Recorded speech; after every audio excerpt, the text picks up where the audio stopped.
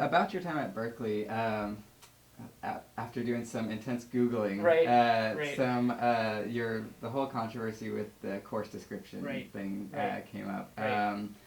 I was wondering, you were on Hardball, I was. knocking it out with Chris Matthews. I was wondering, could you, I guess, just lay down the details of that controversy? What happened? Do you want the controversy or do you want to know about the class? Well, both, I guess. Okay, well, the class was designed, for my part, to try to humanize what was happening in the conflict between Israel and Palestine. Largely, most people in the United States get the Israeli perspective on what's going on. The Palestinian perspective gets to be ignored. And the thing that's really interesting is when you begin to investigate it is that the poetry and the literature that's been produced under some pretty extraordinary conditions of military occupation and brutality by the Israeli Defense Forces is unbelievable. I mean, it's beautiful poetry, and the fact that it's not afforded the same kind of status as other world literatures is, I think, just absolutely laughable. So you read someone like Mahmoud Darwish, and you are sort of aghast that a figure like him, the quality of the writing is equal to somebody like Pablo Neruda, somebody like Rilke. It's just a breathtaking poetry, and it's just not getting taught in the United States in any serious way. And I thought, here's something that I can do as a person who teaches literature is use that space to try to humanize the condition and perspectives, and also to try to popularize Palestinian literature in some way. Now, the fact of the matter is that in the United States, if you try to teach pro-Palestinian literature or pro-Palestinian perspectives, the debate gets ratcheted up very, very quickly. And I made, I think, a very foolish error in the course description. It was dumb on my part. I included a line which said something to the effect of conservative thinkers should consider taking other classes. I think it was dumb and stupid, and that became the source of much controversy.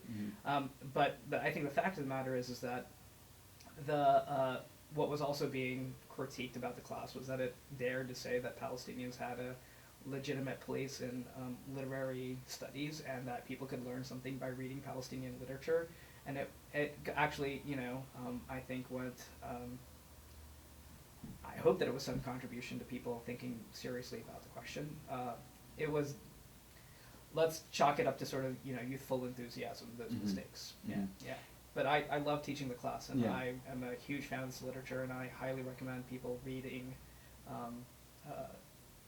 almost anything they can get their hands on by Darwish. I was wondering, when I was reading the interview, I was wondering, I had no idea what UT's policy was on professors, I guess soliciting for certain types of students, or putting that in the description. Is there a policy on the books with that, or? Well, in different ways, right?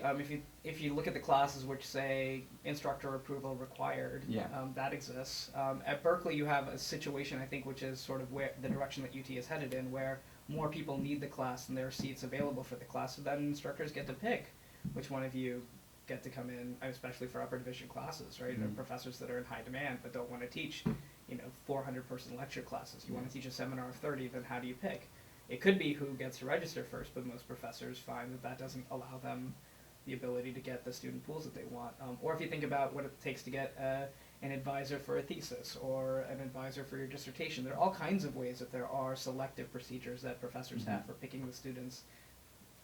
Who's going to be my lab tech? Who's going to be, my research assistant?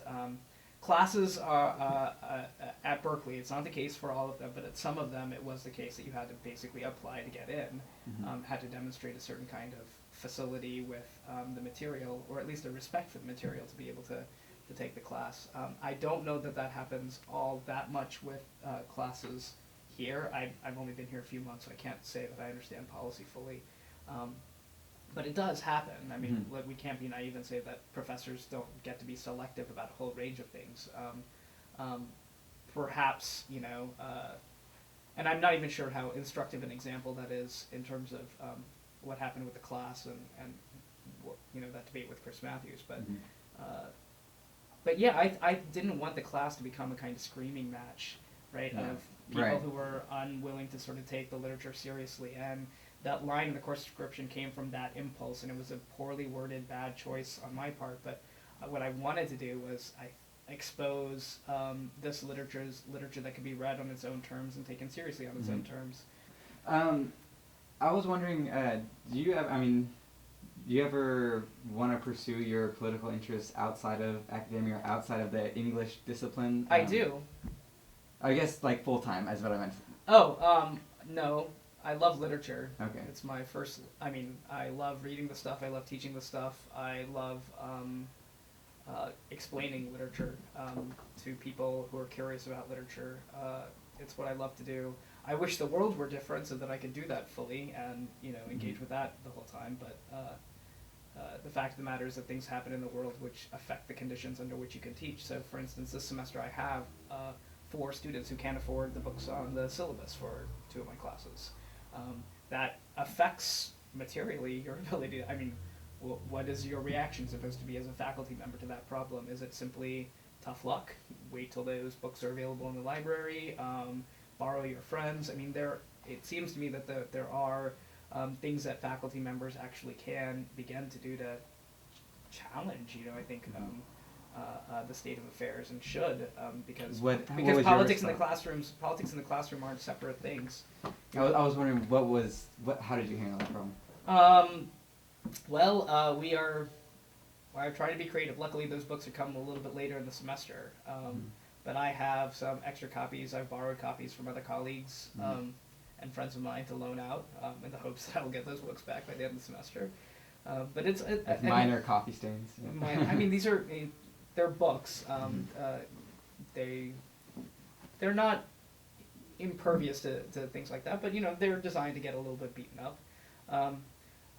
No, but it's a serious question, right? Because it's the conditions of my work and the conditions of people's education, and if you can't afford textbooks, then how are you supposed to learn? Or if you are worried about affording textbooks so that you have to take an extra job or 2 jobs, which I also have students who do, under what conditions can you evaluate the quality of the work that's produced? It's not really the case that education and the rest of the world are somehow separate entities. And I love teaching literature; it's why I do this. But it does seem to me that there are things in the world which affect the classroom that also have to be taken seriously. And then last question, I was wondering, do you take that into consideration when it comes to grading or something? No.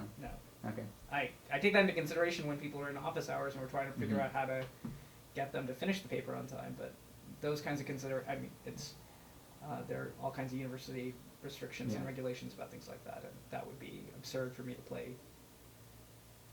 Yeah. It would make it kind of arbitrary, I guess.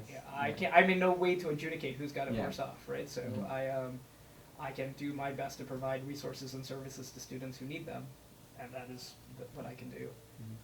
Well, keep up the good work then, Thanks. And thank you very much for coming in. I appreciate it. Take care.